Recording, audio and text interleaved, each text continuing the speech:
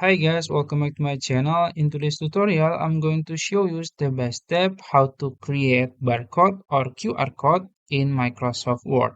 So let's say I want to make or create barcode or QR code for my information like name, email, phone, and address.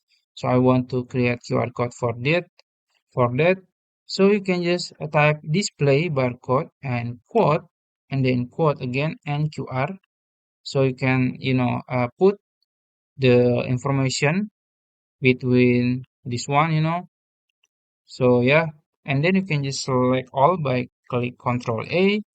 After that you can click Control F9 or Control Fn plus F9.